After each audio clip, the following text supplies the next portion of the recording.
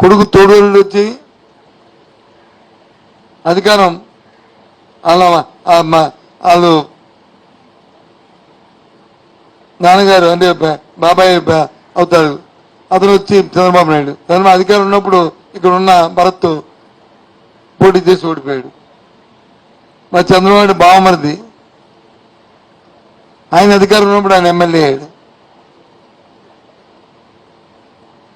మేమెవరం కూడా పార్టీ అధికారం ఉన్నప్పుడు అవ్వలేదే. మరి వాళ్ళ వదిన గారు వచ్చి ఇంకో పార్టీలో ఉన్నారు నాయకత్వం. అంటే 5గురు. ఆ కుటుంబంలో ఎక్కువ వాళ్ళ కుటుంబం అది కుటుంబం వాళ్ళ మాది కుటుంబం వాళ్ళ మాకు ఆ పదవులని ఏం మాట్లాడు అంటే ఇవాళ చూస్తే ఇవి రాజీనామా లేక ఇంత దిగజారిపోతే ఎవరైనా దానికి మళ్ళీ నేను పోలీస్ కంప్లైంట్ ఇచ్చుకొని సిపి కంప్లైంట్ చేసి దీని పొరపొరాలు ఎక్కడి నుంచి వచ్చింది ఏంటని అని చేయమని చెప్పడం ఎందుకు పార్టీలో గందరగోళం సృష్టించింది.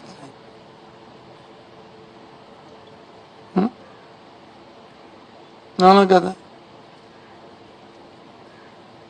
అది కాబట్టి అది ఓకేనా?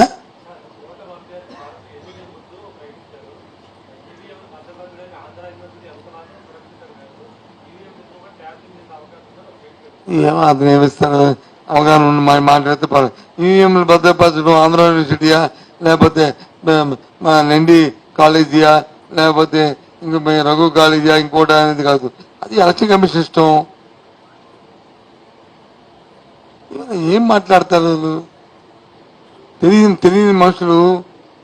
వ్యవస్థ గురించి అవగాహన లేకపోతే ఇలాంటి మాటలే వస్తాయి. వ్యవస్థ గురించి అవగాహన ఉన్నప్పుడు ఈ మాట్లాడరు.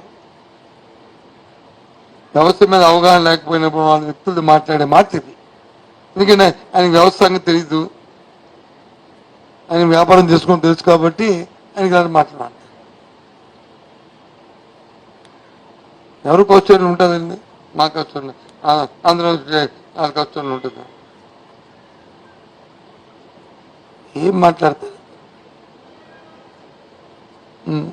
ఇంకేంటి అంతేనా? ఓకేనా? Join party. Thank you.